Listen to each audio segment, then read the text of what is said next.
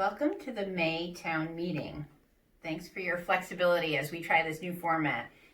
We're always trying different ways to get you these programs and town meeting in a safe way during the crisis. So let us know how this works. Also, thank you for continued compliance with the precautions. I know it's tough and I know everyone has questions. So I did get some questions. I'll read those at the end. But really it's still important that we do that. So far, there's no cases of coronavirus here at the Glen, and we want to keep it that way. Just know also that if we do have any cases, I will notify you, and I will notify your families as well. I continue to update the information line, the coronavirus information line. That's 832-7500. I do that about once a week. We'll do it more often if we have changes though. So if anything like that occurs and you don't know, something, feel free to call that line. I also want to let you know that I do continue to send out, and you may have heard from your family, but I do continue to send out the weekly email to family members. Your primary contact is already listed there. Some people have asked us, additional family members have asked us for that email. So anyone who's requested it can have that communication. So if there are other family members you know about that would like that communication, just let reception know and they'll get those family members' emails on the list. And then I guess I would just say, even as the governor is thinking about releasing some of those restrictions out in the community, that makes it even more imperative that we keep our precautions here at the Glen, as well as, you all being careful if you do go out in public. And we're urging you still not to do that. As more and more people are out in public, there's even more of a chance of the virus spreading. So I just wanted to go over our precautions one more time, just as a reminder. We're going to keep no visitors. And I wanted to let you know that we do have a recovery plan. And by recovery plan, I mean we are going to step back our restrictions very slowly and cautiously with guidance as the governor steps back the requirements out in public. But we will not be first, so just know that. I had that question this morning, actually on my way in. We are not part of that first round. Nursing homes, obviously, you've heard the news, are most hardest hit. So our precautions will be in place until the governor releases even further restrictions. So currently we have no visitors. That'll continue. Wear masks when you're out in the community and outside. So wearing a mask, Rochelle is going to do a little demonstration for us later in this program, but it really needs to cover your mouth and your nose. The reason why I don't have one on now is because I don't think you'd be able to hear me, but please know that Corey is videotaping this 6 feet away from me. Visiting the campus is still restricted. So family members, you might want to see family members outside your window or from a car. That's okay. Just family members getting out and sitting on, the patio or something like that, that's not allowed still. So that would be considered visitation. If they want to come and do a drive-by, wave, you need to be on the sidewalk or on a bench somewhere. They can stay in their car, be on the road. If you want to wave and just see each other from a distance. We have had window visits, and that's okay too, but please know that obviously the screen does not prevent any spread. So if it's through a screen and you think you can hear each other through the screen 6 feet away, it needs to be at least 6 feet away in order for that to be safe.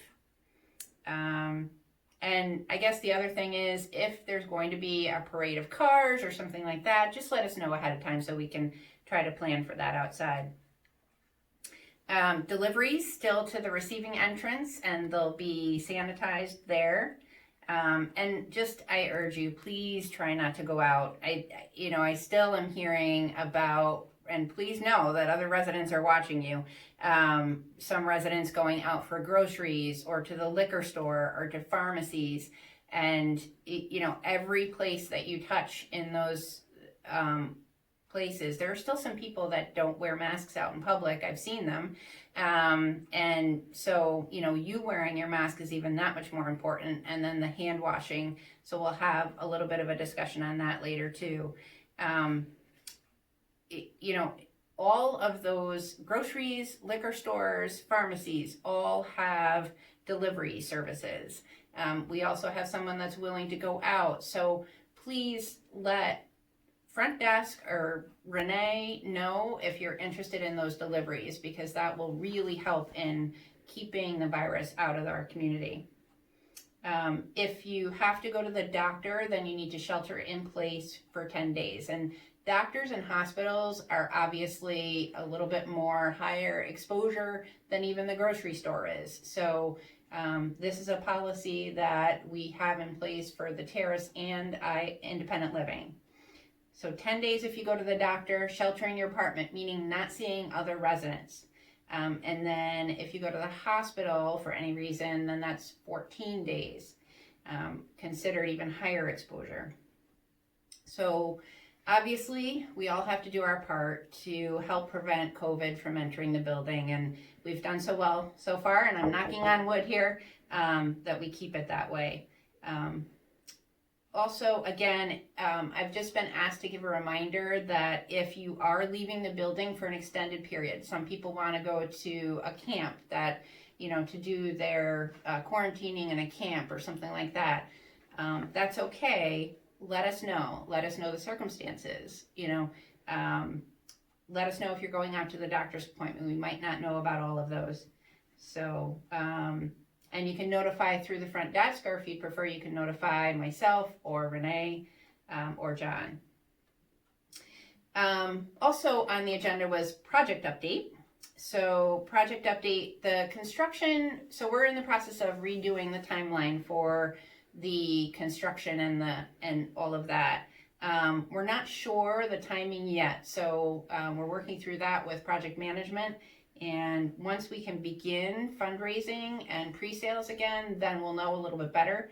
But so far, those two things are on hold still. So I just wanted to let you know that quick thing.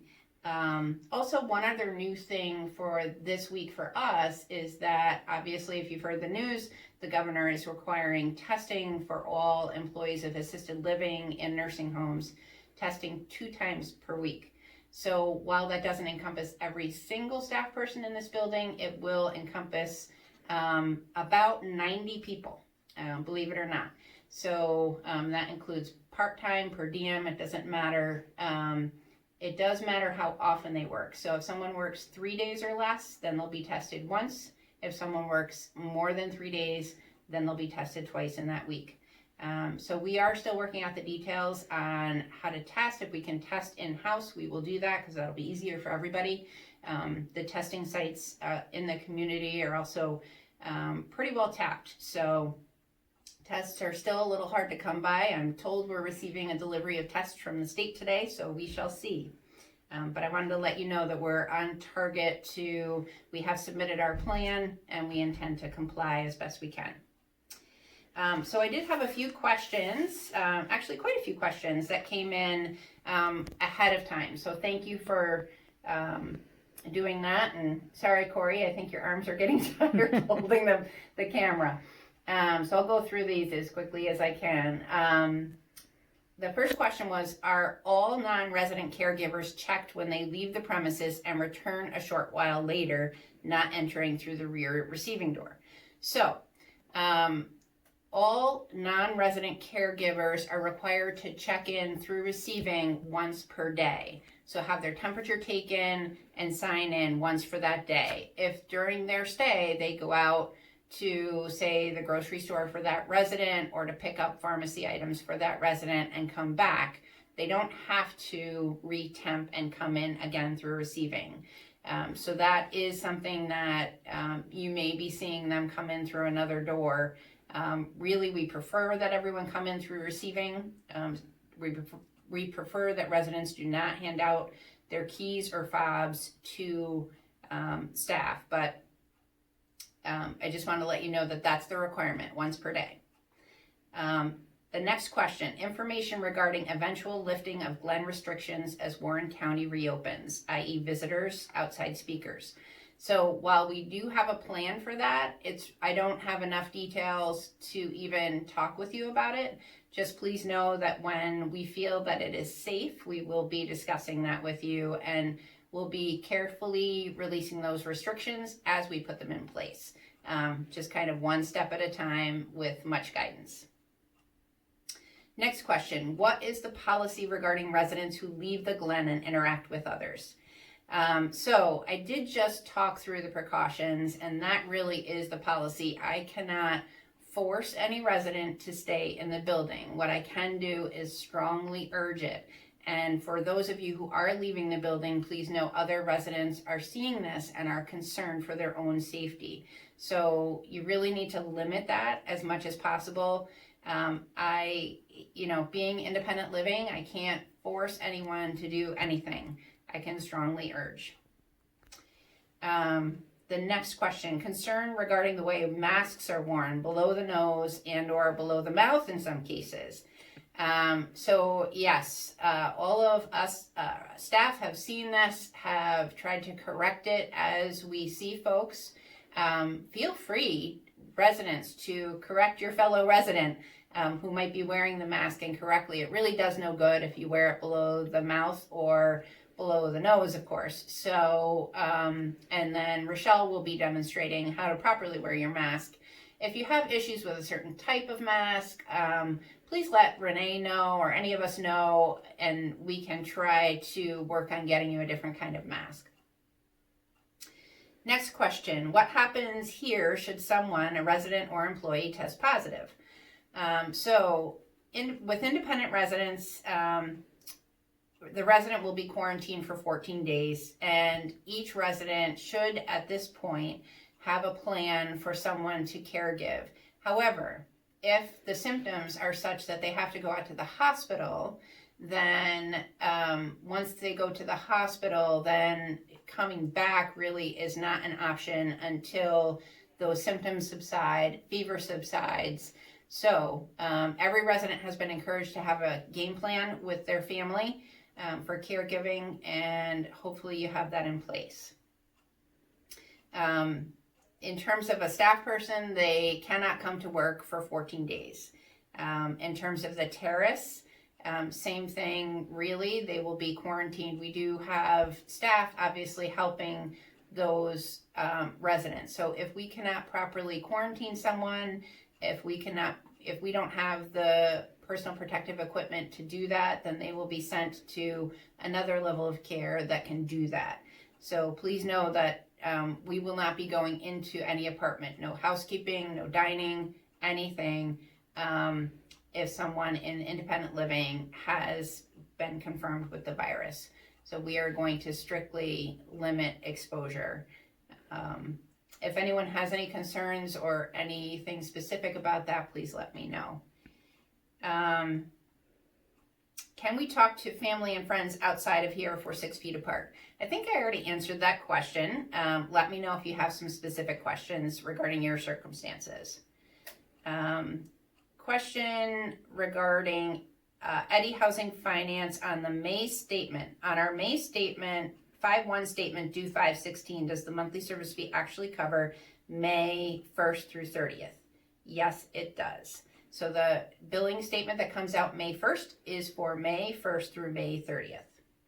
I find it hard to believe it isn't collected in advance. So it is billed in advance, billed on May 1st for that May month. Collected is the payment due date, is the latest payment due date is the 16th. And find the bills confusing. There are people who find the bills confusing. If you have any specific questions, I know finance is working on trying to get a better turnaround on answers to those questions, and certainly you can always bring that to the front desk, and if we have, if there's a specific concern, I can try to address that. And last question, is there a handout for those who are being quarantined with specific rules, especially not leaving the apartment, food procurement, mail, etc.? More detail may be needed. And I think this is a great idea. To date, we have just been talking through this with residents, but I think it's a really good idea to have a handout ready. So we will go ahead and work on that for the community. And that's the end of the questions that I have. So thank you very much. And as always, I'm still open for questions after the meeting if you have anything that comes up. Thank you.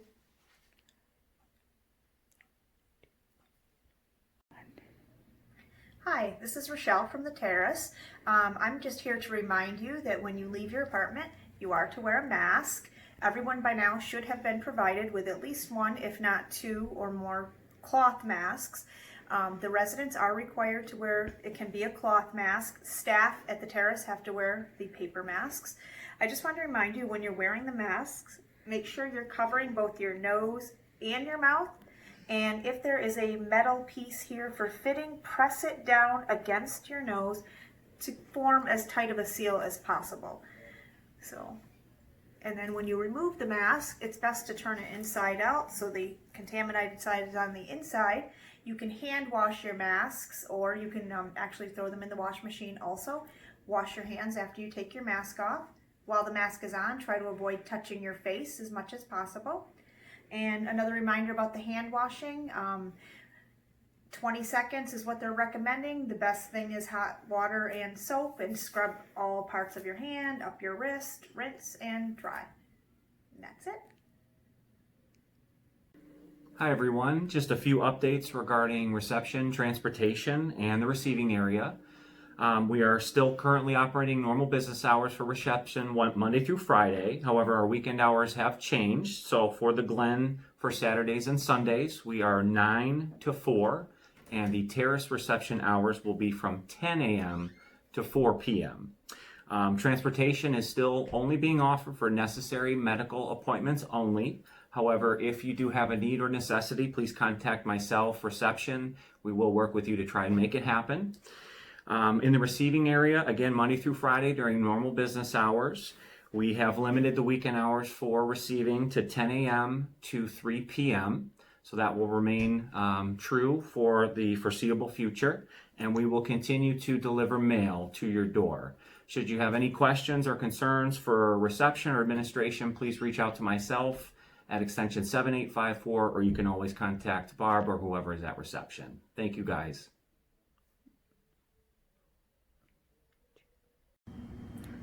Hello everybody from your friends at the dining department here at the Glen. Hope you're not too bored inside your rooms. We have a few things coming up to try to help with that. First of all, as we did the surprise happy hour with the margaritas for Cinco de Mayo, we're going to continue to do that. In fact, we have one coming up this week where we're going to have a Hawaiian drink, and we'll try to look as Hawaiian as we can for you when we deliver it.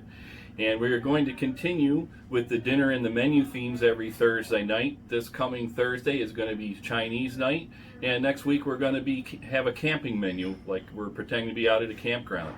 And then finally, the last thing I have to share with you is summer season is right around the corner, and we are hard at work preparing a new 28-day cycle menu so that we'll release a new seasonal summer menu around the middle towards the end of June, so you'll have some fresh new menus to enjoy in your room. And hopefully maybe by then you'll be out to enjoy it in the dining room.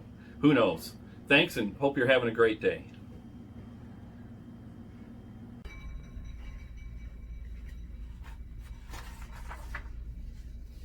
Hi. I guess we're going to do this via the television right now, so here we go. My poor attempt. For Maintenance Environmental Services, the only updates I have are basically if you're down at the cottages. We have some paving that is scheduled to happen, and hopefully that will be next week, weather permitting. And we also have some concrete work that we haven't forgotten about to take care of some heaves in the sidewalks. And other than that, we just have some spring flowers coming in, but I'm going to answer that on my questions and answers. And for maintenance and security, the questions, I had 4 of them. One is hot water runs cold in the shower. It would be nice to have medium warm. I thought we had addressed most of that for the residents. I know we've replaced some parts in both the north and south mechanical rooms. If for some reason you're still having an issue, if you could, just give me a call directly, 7860, or fill out a work order, and we'll try to focus in on your individual problem. The second question I have is any possibility of some spring flowering plants by Meadowbrook along Longview and in front of the building? The answer is yes. Those should be planted hopefully this week. We were in a little holding pattern because something about, I want to say within the last 10 days, we were still spitting snow. So everything was backed up a little bit, but we are going to address that in the next week. The third question I have is drapes for second floor north lounge area. As bad as I hate to, because I'm not a big fan of those drapes, we will be putting those back up hopefully this week, and after that we're going to try to order some new ones and replace those. And the fourth and last question is quite a lengthy one, but we're going to read through this one. It says, 2 years ago you said you would look into providing a bark park for the dogs, a place for them to exercise and do their business. Still waiting. What happened? We were told when we came here that the dog was welcome. If not, we would not be here. You didn't live up to your promises. Well, I'm sorry if that was my promise, but I don't think it was exactly a promise. But to make a long story short, I still have information on the dog parks, still researching things, haven't said we're not going to do it. But it's a good thing we didn't do it, because the area that I was looking at and planning on putting the dog park, we'd had to tear the dog park down because it would be right in the way of some of the construction for memory care. So now, not only do we have to continue working on the dog park, we have to find a better location for it. And that's all I have. If you have any questions, give me a call. Thank you.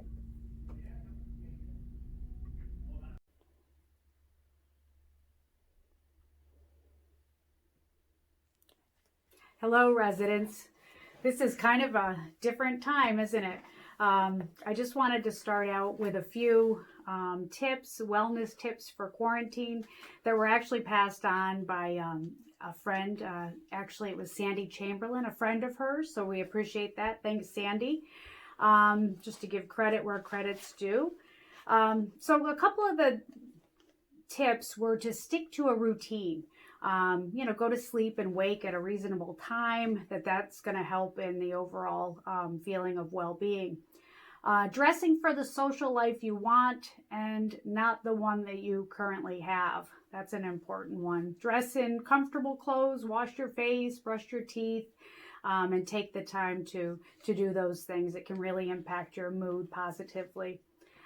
Get outside at least once a day for at least 30 minutes. If you're afraid of contacting someone, go out earlier or later maybe than you normally would, and take a walk.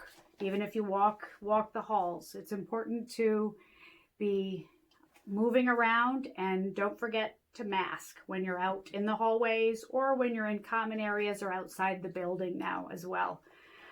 So finding some time to move, even if you're in your apartment, doing some leg marches while you're watching TV. Also connecting with other people, making sure that you're making those connections, talking to a friend, spending at least 30 minutes a day, in connection with other people. Staying hydrated, eating well, just common sense types of things, eating nutritiously. Sometimes it's easy to forget to eat or begin to eat too much when we're stressed as well. So, that's important. Also, give everyone the benefit of the doubt during this time. Give everyone a wider berth than normal even. A lot of cooped up time can bring out the worst in people. So try to keep that in mind and, move with grace through those blow-ups, and even in an argument, maybe just take the time to walk away and not hold grudges during this point in time. Limiting media, limiting the news, short snippets of that is probably best. You want to get the information, but you don't want to, feed into some of the sensationalism or negatively skewed, alarmist type news also. Also notice the good in the world. There's a or a web-based channel, Some Good News, that's on, that's kind of entertaining if you want to check into that, that focuses just on good news, which is kind of hard to find sometimes. Help others, find ways, big or little. Check in with your neighbors. Support local restaurants, get some delivery services. Find something you can control and control the heck out of it. Control your little corner of the world. Organize a bookshelf, a drawer, purge your closet, maybe move your furniture around if it's not heavy furniture. Group your belongings in a new way. Those types of things. Attempt a big jigsaw puzzle. I know many of you have upstairs. Remember, again, to remain masked when you're in smaller areas like that, especially. Find a new 8-season show to watch. Crochet a blanket. Find something that's going to keep you busy and distracted. So these were some really good things. Finding a new art, something creative, drawing, music, listening to some new music. Just finding something new that makes you feel good. If you're having difficulty coping, seek out help. Give me a call. I have a couple of numbers that I'll share. That they have a hotline that you can call if you're really struggling and it happens to be a weekend and you're not able to reach anybody that your support network. And I will provide those to you. Just let me know.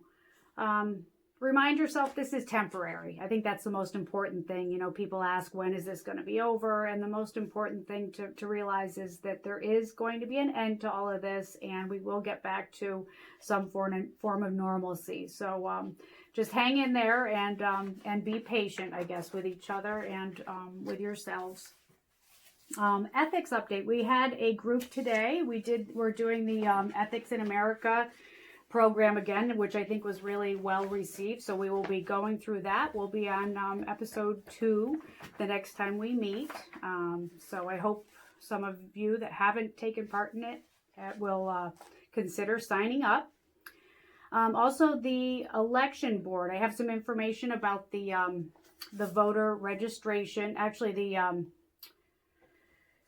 the absentee ballot. Everyone will be getting one. Any Democrat who would be scheduled for the primary that's coming up in June will be receiving one in the mail, so you can vote that way for June. And it looks like probably for the general election that it will be, everyone will be, able to do an absentee ballot. I have those applications. If you need one, let me know. We'll fill one out and get it back in. Due to the COVID situation, they will allow you to vote absentee for the general election in the fall. Let's see. Grocery shopping. I have been in touch with Donna Slack, who's been doing a lot of grocery shopping for probably 30 or 35 of you out there. And she had a few points that she wanted to make of things that are they've been difficult to find lately. And where did I set that list? Here it is. Some of the things that she's had trouble finding and that we just want you to know about: pasta variations, sometimes hard to come by certain pastas, rice, sometimes meats are in short supply, soups, Kleenex, disinfectant wipes, liquid pump soap, and Tylenol. So please, bear with her or whoever's doing her shopping. It sometimes is... Also, she said small or regular sizes can be sparse, and the family size and bulk sizes seem to be pretty ample and readily available. My family laughed at me when I got a 3-pound jar of garlic this week, so we'll be in good supply. It'll boost our immune system for the days to come. Let's see, what else? Oh, the Samaritan Hospital lab draw. We've had at least one resident so far who has used that service, and we hope to be able to offer that. It'd be nice to offer it from here on in, but we can at least look into that. We are looking into it, and we're going to see what it's going to take. I may have a release form for some of you to sign if you are interested in having your labs drawn here. at the Glen. So it's Samaritan Hospital. They come and do a weekly draw. They're at the Terrace on Fridays. So they may be able to come and do that for us as well. So hope that will work out and help people during this time especially. Thanks a lot. Have a good day.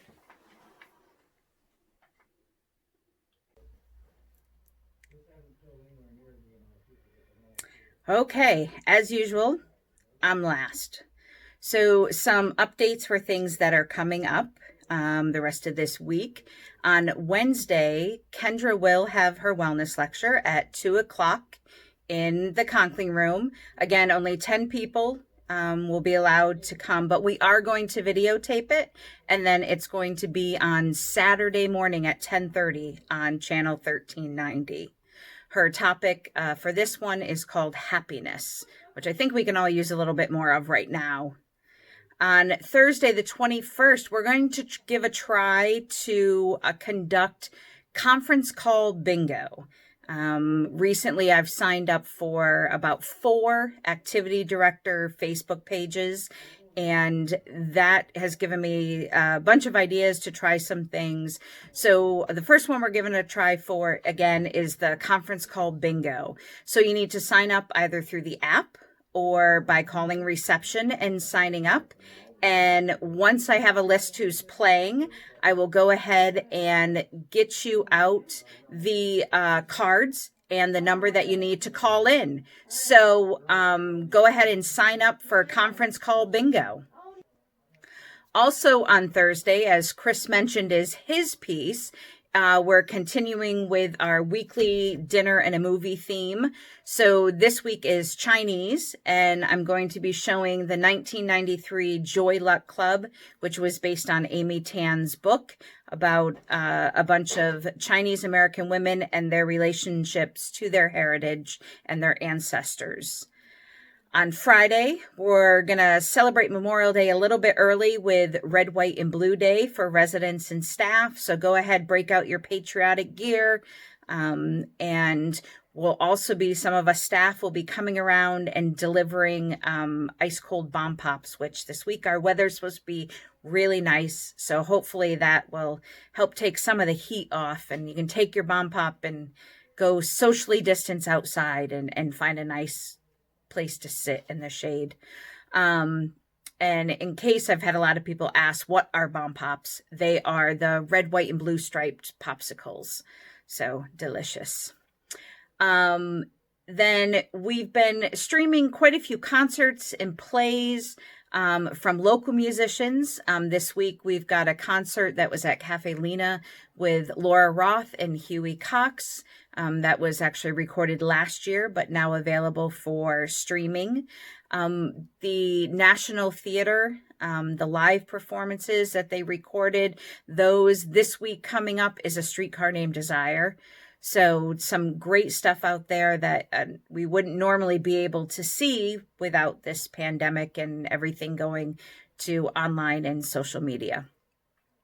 If there's any other musicians, I know we've shown Boston Symphony this week. We've got the Chicago Symphony concert. If there's anyone else you'd like, let me know, and I'll see what I can find out there on YouTube to stream.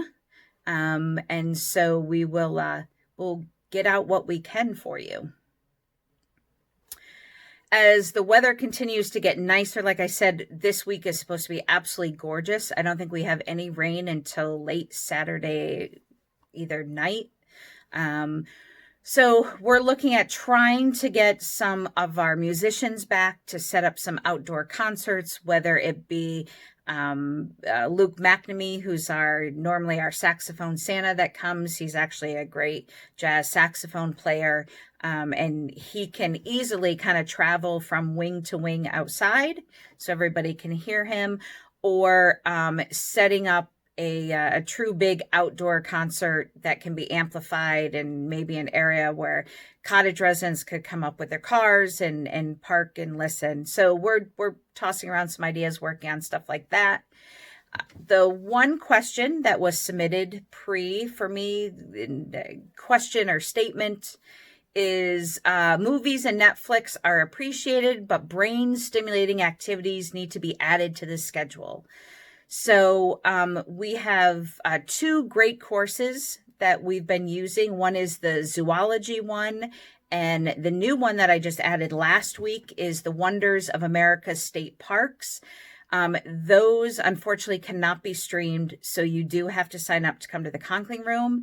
As I said, kind of when we started this, if there's anything that you see that you want to sign up for and you've been blocked out or you're on the wait list, I will keep track of that and I'll add it another time. So if you go to sign up and you're like, oh, it's already full, add your name to the wait list. Have reception add your name to the wait list.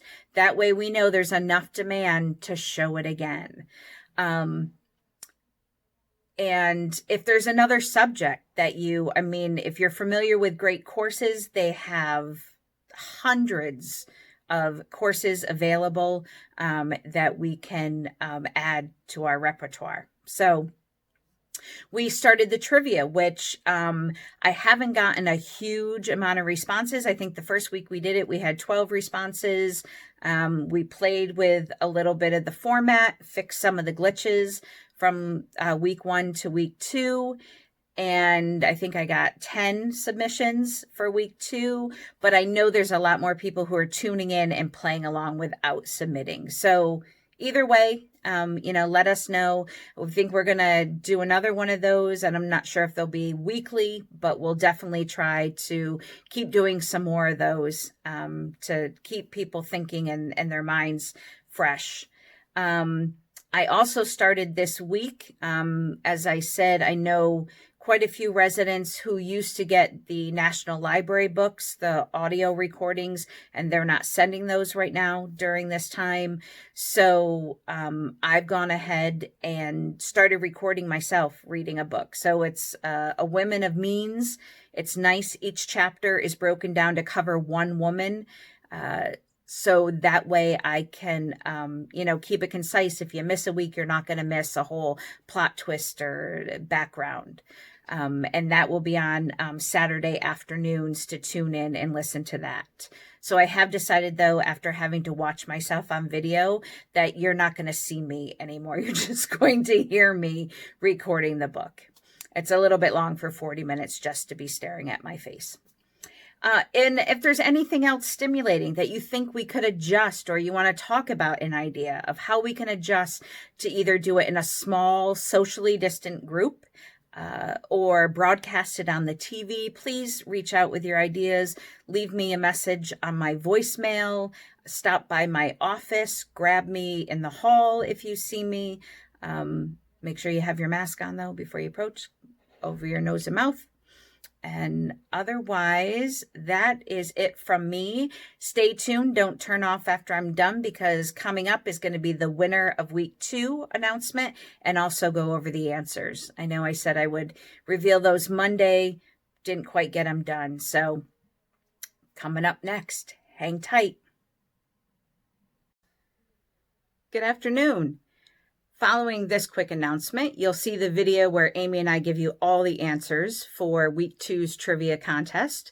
But the winners for week 2, tied with 2 wrong, are Joyce Kirkpatrick and Joanne Beck. So we'll be getting their prizes out to them later this week. Congratulations, ladies. Oh. All right, I can edit it down. All right, welcome back. Since we're actually recording this on Wednesday, we'll say, woohoo, we got so many responses. We're so excited. How many people decided to play this week? And we'll let you know who the winner is as well. So we're going to just quickly go through, repeat each question, and give you the answer, and you can kind of mentally check off which ones you think you got correct. All right. Okay. So your first question for this week's trivia challenge was question number 1. From which movie is the quote, "There's no place like home"?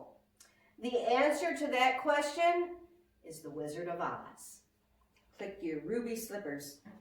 All right, question number 2. What geographic circle is at 0 degrees latitude?